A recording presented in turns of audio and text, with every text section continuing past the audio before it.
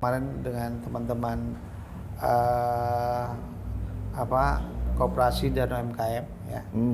Ini sedang menyusun dan mengembangkan marketplace. Wah, udah marketing tuh Pak. Bapandiran santai. Assalamualaikum warahmatullahi wabarakatuh. Salam. Salam, ketemu lagi bersama saya Aulia Badar dalam acara program podcast Antara Kalsel Bapandiran Santai. Kita akan membicarakan masalah-masalah yang menarik yang tentunya sangat diperlukan oleh masyarakat baik di Kalsel maupun secara nasional. Kali ini saya akan berbincang-bincang dengan seorang yang cukup punya kegiatan yang sangat padat karena dia harus berkomunikasi dengan banyak pihak. Siapa dia? Ya nggak usah lama-lama. Sebentar lagi kita akan ngobrol langsung dengan Bapak HM Muslim. Selamat datang Pak HM Muslim. Selamat datang. Assalamualaikum warahmatullahi wabarakatuh. Waalaikumsalam. Sepertinya segar ceria. Puasa Pak? Alhamdulillah. Maaf. Salam sehat kita. Assalamualaikum. Alhamdulillah. Ya Pak Muslim ini adalah Kepala Dinas Kominfo Kalimantan Selatan. Siapa dia sebenarnya? Ya nanti kita tanyakan aja. Apakah dia baru ataukah memang pejabat lama di bidang ini? Ya Pak Muslim. Ya. Sedikit nanya-nanya nih ya. Bapak sudah lama Pak jadi Kepala Dinas Kominfo di Kalsel ini Pak? Kalau dihitung kira-kira 1,5 bulan ya. Oh baru? Baru. Walah. Jadi, baru. Tadinya di mana? Tadinya Dinas Kesehatan. Dinas Kesehatan. Dinas Kesehatan Provinsi Kalimantan Selatan. Ngurusin COVID aja Pak ya? Ya selama kurang tidur lah ya? Lebih dari 2 tahun. Iya betul. Siang malam. Tapi Bapak tetap sehat kan? Ya alhamdulillah lah. Apa rahasianya Pak? Ya pertama kita enjoy, happy ya. Happy. Setiap pekerjaan dan kita selalu positif lah dan optimis. Apalagi pada saat menangani COVID kemarin itu ya hampir siang malam. Kalau malamnya itu kita mengumpulkan dan melihat data-data berapa jumlah yang terpapar, berapa jumlah yang sembuh dan berapa jumlah yang fatality ya begitu. Berarti Bapak keluar masuk kampung? Saya lebih banyak waktu itu ya masuk ke wilayah-wilayah di pelayanan. Oh pelayanan. Pelayanan artinya di rumah-rumah sakit. Karena yang kita tangani ya tentu adalah mereka-mereka yang terdampak. Kemudian kita cari mereka yang terkonfirmasi positif. Lalu di tracing siapa kontak-kontak eratnya. Dari kontak-kontak erat itu kita testing lagi. Nah mereka-mereka yang terkonfirmasi positif itu bisa dikategorikan mulai tidak bergejala, gejala ringan, sedang sampai berat. Nah kita memastikan mereka yang bergejala ringan waktu itu atau tidak bergejala cukup diisolasi secara mandiri atau terpusat. Kemudian kalau yang bergejala sedang dan seterusnya kita pastikan di rumah sakit. Nah sekarang kan Bapak jadi di Kominfo Pak. Ya. Apa yang Bapak lakukan nih untuk supaya komunikasi kepada masyarakat terkait dengan COVID ini bisa berjalan? Apa Pak program Bapak yang Bapak? Iya betul. Jadi sebenarnya kalau kita mengawal komunikasi dan informatika. Iya, komunikasi dan informatika. Ini bagaimana kita dapat mendorong agar literasi terutama literasi masyarakat betul. terhadap informasi yang memang betul-betul boleh dikatakan sudah tersaring. Kita tahu banyak informasi atau berita yang sering ditangkap begitu saja, bahkan hanya headline atau judulnya saja, lalu diambil sebuah kesimpulan. Nah ini dari informasi dan komunikasi. Tetapi di dinas komunikasi dan informatika, sepengetahuan saya gitu, tidak hanya urusan itu. Ya. Ada juga urusan yang berkaitan dengan statistik dan persandian atau keamanan. Keamanan. Jadi 3 urusan ini yang menjadi tugas pokok dan fungsi dari Kominfo. Kominfo ya, Ya. Pak. Berat dong, Pak. Ya kalau dilihat ini 3 urusan ini ya. Jadi 3 urusan tapi yang ngurus sendiri ya. Ya, jadi ada satu dinas ya. Satu dinas, Satu dinas.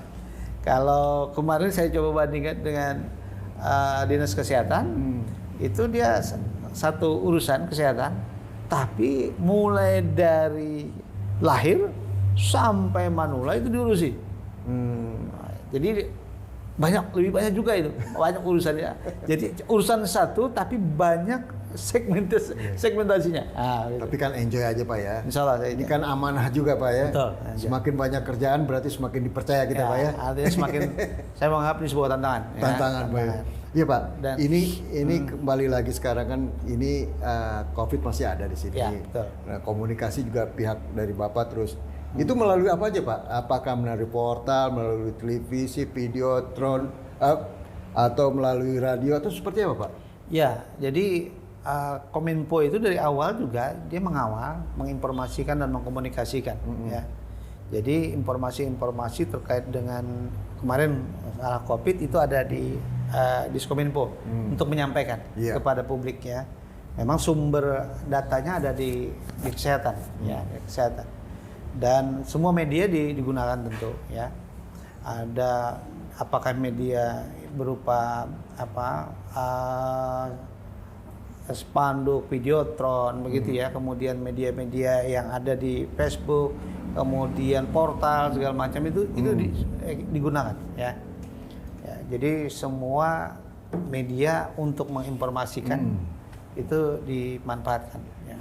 Pak, ini kan sekarang ini yang lagi banyak berkembang adalah medsos Pak ya. Medsos itu, dan rata-rata pengguna medsos itu kan kaum milenial. Ya. Terus program apa Pak yang dilakukan oleh Kominfo agar kalangan milenial di Kalsel ini bisa menyampaikan informasi ataupun menerima informasi yang baik dan benar Pak? Bagaimana ada yang dilakukan? Iya, memang sejak 2013 begitu ya. Iya. Dinas Kominfo itu punya program yang juga menyentuh kaum milenial. Iya. Terutama di jajaran SMP begitu. SMP ya. SMP, kemudian sekolah-sekolah dalam konteks meliterasi ya. Kemudian juga memberi kesempatan untuk meningkatkan kemampuan mereka di dalam semacam peningkatan terhadap mungkin fungsi mereka atau kemampuan mereka untuk mengkreasi konten kreator seperti itu ya. Dan ini ada di kelompok-kelompok kelompok-kelompok masyarakat yang masuk di dalam teknologi informasi dan komunikasi di situ. Dan kita juga melakukan semacam peningkatan kapasitas itu melalui peningkatan standar di KKMI di pendidikan. Ada pembinaan pendidikan itu ada? Ya. Dari 2013 yang lalu ya. Memang setelah 2017 pada masuk COVID tertahan nih. Karena banyak anggaran yang waktu itu Tahannya juga. Iya itu ya. Kepakai untuk yang lain ya. Betul. Jadi tapi paling tidak kita juga mendorong kelompok-kelompok komunikasi ya yang ada di masyarakat itu tetap bisa saling mendukung lah begitu. Pak, kelihatannya kalau dari kalangan milenial di sini dari pandangan Kominfo itu mereka masih menyebarluaskan informasi yang baik-baik atau gimana Pak? Ya memang pastilah ya. Ada juga kelompok-kelompok begitu, kelompok-kelompok milenial yang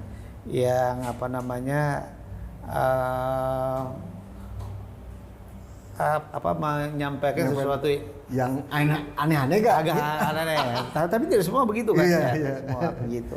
Nah oleh karena itu justru ini kan menjadi tugas dan tantangan kami ya. Nah, jadi bagaimana kita agar literasinya lebih bagus. Pendekatannya seperti apa kepada mereka? Ya tentu ini pada kelompok-kelompok yang seperti ini ya harus dibina. Dibinanya kayak apa binanya tuh? Ya, tentu kita masukkan dalam beberapa forum-forum begitu. Oh ada ya, bikin forum-forum. Kemudian kami juga saat ini sedang menyiapkan perencanaan untuk meningkatkan atau pelatihan lah terhadap masyarakat umum seperti itu. Ya, walaupun untuk di waktu dekat ini tuntutan pemerintah yang berbasis elektronik sekarang di semua segi kehidupan itu ya itu didorong untuk berelektronik begitu ya, digitalisasi. Betul. Jadi dalam waktu yang dekat ini kami mendorong agar terutama pelaku-pelaku UMKM kita sekarang nih. Betul. Ya, ini yang sedang kita. Ya Pak, ini kan tentunya tadi ada informasi yang kurang baik, yang aneh-aneh. Terus juga apalagi kalau udah begitu orang bilang itu hoax. Iya, ya, betul. itu hoax. Ada gak program daripada Kominfo di Kalsel ini untuk meredam berita-berita hoax ini Pak? Dan supaya informasi ini menjadi lebih baik. Iya, ya. Ada ya. Jadi terkait dengan semacam apakah itu hoax atau tidak, itu kan ada semacam counternya itu. Jadi mengcounter apakah itu hoax apa tidak ya. Jadi kita dapat memanfaatkan yang namanya trustpositive.kominfo.go.id. Oh, bukannya di situ ya? Iya, itu satu ya. Jadi di sana untuk dicek apakah ini termasuk berita hoax atau bukan? Atau bukan, ya. Oh, jadi masyarakat tinggal buka itu aja ya? Tinggal buka itu di sana. Jadi kan bisa melihat di sana ya. Apakah ini termasuk sana? Dan ini kan bisa diambil dalam bentuk PDF dan ini bisa diteruskan ke media-media sosial yang lain. Nah, selain itu juga kita bekerja sama ya. Selain trust positif tadi, kita bekerja sama dengan PT Indonesia Indikator misalnya. Ya. Ini sebuah perusahaan penyedia aplikasi monitoring, monitoring dan analisis media. Jadi kita bersama-sama untuk mengidentifikasi terkait dengan berita-berita yang nantinya bisa ditindaklanjuti di counter oleh pemerintah. Apakah ini isunya seperti apa ya? Nah itu dalam dalam kegiatan itu, jadi ini dapat mencegah terjadinya disinformasi. Misalnya isu-isu yang berkaitan dengan bahwa pemerintah begini-begini ya. Nah, melalui isu-isu terkini itu bisa dijawab oleh pemerintah. Nah, kami setiap pagi itu dalam konteks daily report. Jadi kalau ada isu-isu yang terkini per hari, namanya juga daily report ya. Itu kami sampaikan kepada pimpinan ya, dalam hal ini Pak Gubernur, kami sampaikan dengan para pimpinan SKPD. Oh, jadi semua pimpinan pejabat daerah ada informasi dari Kominfo? Ada. Oh, bagus. Tentu dong. Isunya misalnya, ya. Misalnya kayak apa nih? Misalnya terkait dengan hari ini misalnya isu apa? Misalnya isu yang berkaitan dengan dinas kesehatan. Dinas kesehatan. Misalnya ini dalam waktu yang saat ini bagaimana meningkatkan capaian vaksinasi agar lebih dari 70% misalnya begitu ya. Jadi apa langkah-langkah dan upaya? Dan ini kan di publik menjadi isu misalnya. Atau ada isu-isu yang berkaitan dengan kelangkaan minyak goreng misalnya ya. Nah, ini kan kami sampaikan dengan Desa Perindak. Apa langkah-langkah pemerintah untuk melakukan terhadap isu-isu ini? Jadi mereka menyampaikan, mempublikasikan, merilis apa yang sudah dilakukan. Nah, supaya tidak miss begitu. Intinya informasi itu ada ya Pak? Ada informasi. Cuman bagaimana informasi tersebut bisa sampai ke desa-desa Pak? Bagaimana masyarakat desa untuk bisa mendapatkan informasi yang baik Pak? Apakah yang tadi itu juga bisa diakses? Kalau bisa, apakah ada internetnya kan? Belum tentu. Saya nggak tahu nih. Mungkin di Kominfo bisa ngasih gambar bahwa semua desa udah ada layanan internet apa belum di sini? Iya betul. Kalau ini kan bicara semacam blank spot ya, artinya kita tidak menafikan memang masih ada sekitar 10-15% beberapa di desa-desa di kabupaten-kabupaten itu yang masih blank spot. Oh, masih ada ya? Masih ada. 10 sampai 15. Ya, 10 sampai 15. Yang lainnya sudah bisa Yang secara lain baik. sudah bisa ya. Apalagi kayak di kota Banjarmasin saya kira tidak ada masalah ya. Kalau di pegunungan Meratus gimana tuh? Ya, itu juga ada beberapa. Yang dimaksud blank spot itu lokasi di sana memang ada penduduknya. Ya, betul. Ya kalau di pegunungan tidak ada. Ya, tapi upaya kita selain tentu mendorong, kenapa mendorong atau memfasilitasi bersama-sama kawan-kawan di kabupaten kota itu mengidentifikasi daerah mana yang masih blank spot. Nah kemudian kami mengusulkan itu ya kepada Kementerian Pusat karena yang mempunyai kewenangan untuk membangun BTS segala macam itu ya itu kan di pusat. Betul. Di pusat. Tapi kami penerima manfaat sebenarnya. Ya, kalau kebijakannya kan masih seperti itu ya. Kami tetap mendorong wilayah-wilayah mana yang memang di sana ada masyarakatnya ya. Kemudian itu belum ada. Kalau sudah ada, tinggal kita mendorong dengan teman-teman provider. Kita kerjasama dengan teman-teman provider untuk penguatan. Betul, Pak. Nah, kalau penguatannya ya mereka yang paham teknisnya kan ya. Apakah nanti apa istilahnya point to point begitu ya atau menambah sesuatu alat yang mereka ini untuk meningkatkan itu. Iya, Pak. Karena saya sering ngelihat juga orang nyari sinyal tuh ada di pohon di sini. Ya, apalagi itu kan ya kebanyakan wilayah yang begitu tuh wilayah wisata, Pak. Ya. Nah, bagaimana Pak untuk wilayah wisata atau wilayah yang ada orangnya itu sudah wajib ada saran informasi. Jadi biar komunikasi orang biar lancar. Ya. Apakah ada ketentuan itu atau program Diskominfo Kalsel untuk itu? Iya betul. Ini yang kita kawal. Tahun berapa supaya semuanya nggak ada blank spot lagi kira-kira? Kalau di target kita yang 10 sampai 15% ya. Kami berharap itu 2024 gitu ya. Oh, semua berarti udah bisa. Berharap itu. Alhamdulillah. Makanya upaya-upaya ini tentu banyak melibatkan stakeholder ya. Stakeholdernya siapa nih Pak yang dilibatkan? Ya, tentu ya Telkom. Selain Telkom kemudian kementerian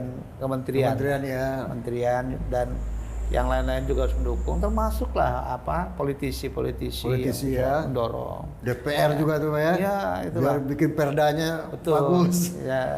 Dan kalau memang itu kita membutuhkan regulasi untuk percepatan itu, maka kita minta dukungan betul ya dengan semua. Karena ini penting loh Pak. Itu. Betul. Karena nanti kan kalau jadi IKN itu kan Kalsel jadi daerah penyangga juga kan. Persis. Nah kalau nanti komunikasinya putus-putus, orang mau berinvestasi jadi kurang. Jadi tahun 2024 itu wajib ya Pak ya. Kalau bagi kami ini merupakan sebuah perjuangan bergerak. Perjuangan dan doa ya. Ya kalau saya kan biasanya perjuangan dan doa. Kayak Omai Rama dong. Sesuai dengan lagunya. Tapi memang itu sesuatu hal yang perlu dikejar karena itu suatu kebutuhan Pak sekarang Pak. Betul. Dan memang perlu kita sasaran-sasaran antara ya. Antara itu sebagai contoh saat ini. Pemerintah pusat itu kan sekarang memiliki program ya yang kita kawal bersama-sama itu migrasi kan. Iya betul. Nah migrasi dari televisi analog ke digital. Iya betul. Nah harapannya kalau frekuensi yang saat ini dipakai untuk analog tidak lagi dipakai kan, ini kan untuk meningkatkan penggunaan ke frekuensi yang lain seperti internet. Nah kalau ini dipakai semua, yakinlah sampai di pelosok-pelosok di perbatasannya itu, maka orang akan mudah. Ya. Intinya kan listrik ada, betul. Kemudian jaringannya ada, jadilah sudah. Apalagi sekarang milenial itu tidak terlalu menonton TV dia. Anak saya nggak pernah nonton TV lagi Pak. Iya hanya menonton apakah live streaming atau apa aja di Android. Di handphonenya aja udah bener. Jadi intinya seperti itu Pak ya. Itu suatu kebutuhan yang harus cepat dipenuhi. Persis. Nah ini Pak, sekarang ini kan berapa tahun kita pandemi, Pak? Iya. COVID itu. Perubahan sangat drastis, terutama perubahan dari kala bisnis. Betul. Bisnis itu sekarang banyak menggunakan teknologi, Betul. IT, informasi, internet. Ya. Ini apa yang disiapkan oleh Diskominfo ini, terutama untuk UMKM dari Kalsel? Betul. Apakah ada bantuan mereka untuk bisa lebih dapat menggunakan fasilitas informasi tersebut? Betul. Gimana, Pak? Jadi program kami ya satu ya, kita harus mengawarekan dulu. Artinya saat ini potensi market itu, pasar itu kan mengenua ruang. Makanya sekarang kita mau bersama-sama kemarin dengan teman-teman koperasi dan UMKM ya. Ini sedang menyusun dan mengembangkan marketplace. Nah, udah marketing tuh, Pak. ya jadi nanti mereka para UMKM kan bisa di sana. Jadi tentu kita juga Sudah ada wadahnya kah? ini sedang dikembangkan. Oh, dikembangkan. Ya, dikembangkan. Dalam bentuk apa? Ya marketplace tadi. Marketplace Ya, tadi. Ya. Jadi paling tidak mereka bisa menjajakan atau memasarkan ya. Memasarkan. Melalui sistem itu ya. Dan harapannya ini akan meningkatkan market mereka ya. Apa yang harus dilakukan UMKM untuk mendapatkan marketplace itu, Pak? Ya, tentu kesediaan. Sediaannya Dan seperti apa? Artinya bersedialah masuk bergabung dan ikut di dalam sana ya. Tentu ini koordinasinya di bawah teman-teman koperasi dan UMKM. Oh, UMKM ya kan? itu. Yang saya lihat ini sekarang mulai gencar juga ini. Iya, Pak. Gencar. Banyak benar sekarang UMKM. Ya betul. Jadi dimanapun kan bisa diketahui oleh masyarakat kan. Ya kalau sudah masuk ke wilayah itu kita. Ya mudah-mudahan dalam tahun ini kita sudah bisa selesai ya untuk mengembangkan itu. Mudah-mudahan ya, Pak ya. Ya. Karena terus terang ya, Pak, sekarang dunia usaha itu larinya ke sana. Dan masyarakat sendiri sudah tidak lagi ke pasar juga, lebih banyak. Persis sekali. Ya, contohnya, saya mau beli apa-apa tinggal buka. Betul. Ada, beli bayar, Ya. barang datang dikirim. Ya. Jadi udah nggak perlu lagi pergi-pergi ke mall gitu. Betul. Ya Dan walaupun customer kan sekarang Betul. jadi manja ya. Betul. Sangat dimanjakan. Ya. ya kalau pergi ke mall ya sightseeing aja. Wisata saja. Wisata. Sekalian makan. Ya. Nah, itu bagus, Pak. Nah, ini Pak, satu lagi, Pak.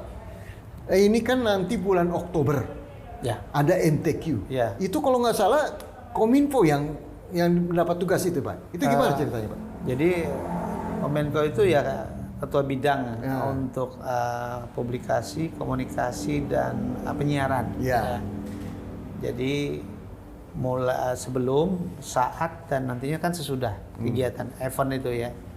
Dan kita sudah dari bulan Maret tadi sudah mulai ya melakukan upaya persiapan itu. Tentu kita akan menginformasikan terkait dengan event itu, apa saja event itu ya, menggunakan berbagai media-media yang kita punya ya. Tadi ada Videotron, kemudian ada televisi, Radio. kemudian radio semua. Semua Ya karena yang tergabung di dalam Melalui mitra-mitra Kominfo juga Iya, kayak Antara gitu ya, Pak? betul, bidang-bidang itu masuk di sana ya. Oke. Jadi nanti secara terjadwal, bertahap ya, kita lakukan informasi ke masyarakat, sosialisasi terkait dengan pelaksanaan itu ya. Dan di tempat-tempat nanti yang akan dilakukan kegiatan utamanya kan ada 3 ya. Jadi ada kegiatan utamanya ada di daerah Kiram itu, kemudian ada di lapangan ya, lapangan Bumi Slamet begitu ya. Nah ini tentu kita sudah calling dan koordinasi komunikasi dengan kawan-kawan provider untuk penguatan juga. Ya. Ini harus sukses, Pak, karena kalau nggak salah ada 3.000 peserta ya, Pak, yang datangnya. Iya itu yang dari luar. Ya. Dari luar tuh, kan banyak itu, Pak. Betul. Kalau Belum lagi dari kita. Dari sininya lagi. Iya. Berarti harus informasinya harus lancar ya. Betul. Ya. Dan mudah-mudahan ini bisa berjalan lancar, Pak ya. Insya Allah. Nah, sekarang Pak, kira-kira apa sih pesan Bapak kepada masyarakat Kalsel supaya arus informasi di Kalsel ini berjalan dengan baik, terhindar hoak, dan demi kemajuan juga harus menyampaikan yang informasi-informasi yang menyejukkan dan yang berguna bagi masyarakat banyak. Gimana pesan Pak? Silakan Pak. Ya, tentu kami berharap kita bersama-sama. Kalau kita bersama-sama menjaga sebelum kita ikut men-share begitu ya sebuah informasi berita, maka yang pertama harus diteliti dulu, dianalisa dulu. Apakah ini dari sumber yang terpercaya, isinya seperti apa, ya. Kemudian apakah ini juga akan berdampak kepada sara dan lain sebagainya, ya. Nah, intinya adalah kita meningkatkan literasi, kemampuan menelaah sesuatu. Tuh. Kalau jangan mentelan aja Pak ya. Ya, kalau mau membaca beritanya sampai habis. Sampai habis. Kalau mau melihat jangan setengah-setengah. Ya, melihat videonya tuh. Kalau ini videonya jangan setengah-setengah nih. Videonya sampai habis. Ya, supaya jelas. Biar ya, jelas. Karena di sana ada bisa pengulangan, betul. dan ada penekanan di situ. Iya, betul. Jadi baru nanti kalau sudah tersaring, ya terverifikasi, tervalidasi, silakan saya. Dan kalau informasi bagus, tolong disebarluaskan. Nah, kalau ini bagus, maka jangan, ini kan ibadah ya. Iya betul. Jadi menyampaikan berita-berita yang baik itu adalah ibadah. Betul, ya kan? betul. Tapi kalau menggibah ini dosa. Apalagi kalau salah jadi fitnah. Iya, ya. betul. Oleh karena itu, saya yakin kaum milenial kita ini sekarang sudah makin pintar. Mantap. Mereka sudah semakin memahami, ya. Betul. Karena di masa hidupnya ini dari anak-anak sudah mulai gawai ini sudah mulai gawai. Ya. Tapi yang baru lagi generasi ini mulai dari baru bisa melek saja ini sudah megang, terpapar dengan informasi dan teknologi.